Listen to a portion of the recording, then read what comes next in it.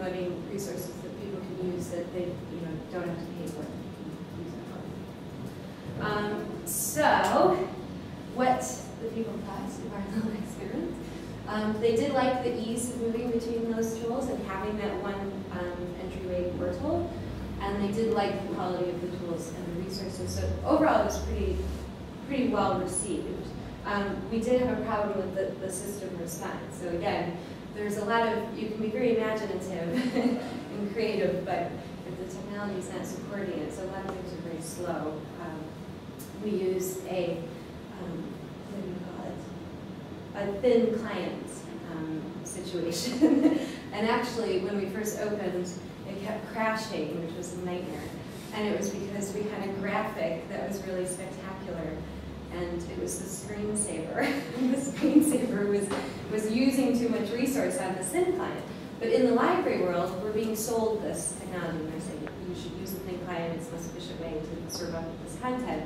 But we're learning if we're doing a lot of multimedia content, so we have a lot of videos, that's not the right solution. So we learned a bit from just this little tiny space, and I guess serendipitously learned from a screensaver that it doesn't support.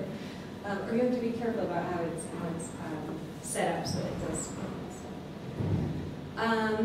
And so again, we get back to the question of like, what do people want from a physical library? So overwhelmingly, everybody said, we want to have remote access, we don't want to come to the library. But if we did, this is what we would do at the library. So it's very obvious stuff, nothing mind-blowing here.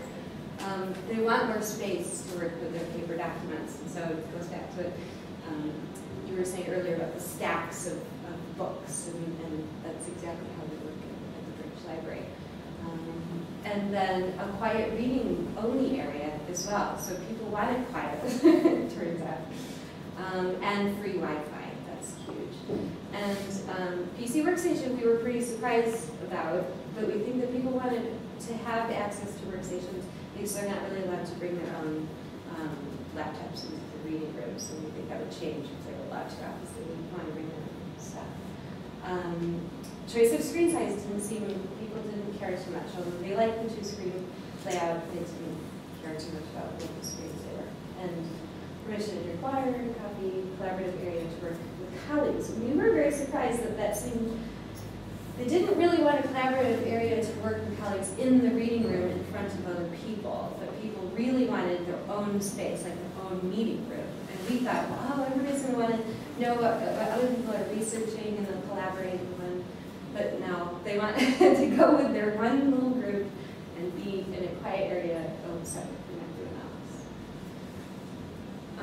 that. And then what researchers want from a digital library, again, not mind-blowing stuff. They want better search, advanced and full-time search, and reference management software was a huge thing. And what we're learning from the researchers, they want support in being able to manage all of these resources that they have. So I think any system that you're going to build that is on top of a digital library needs to be integrated with Mendeley and that kind of stuff. Text analysis or text mining tools is huge.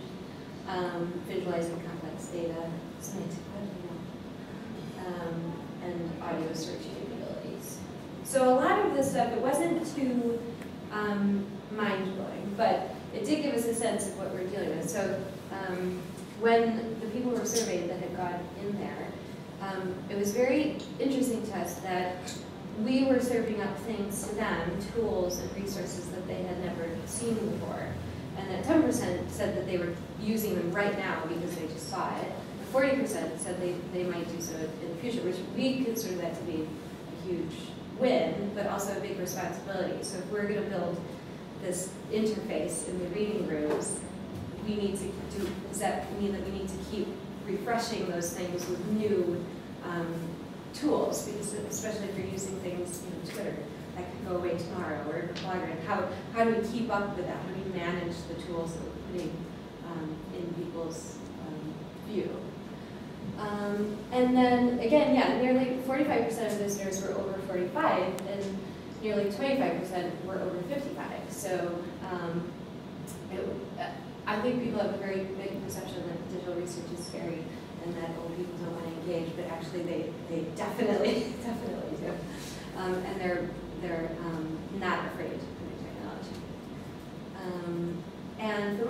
researchers, though, again, remote access to resources and facilities is more important than physically visiting the library.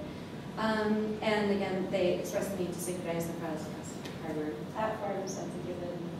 And that goes back to the Mendeley, so being able to take your files with you is very important.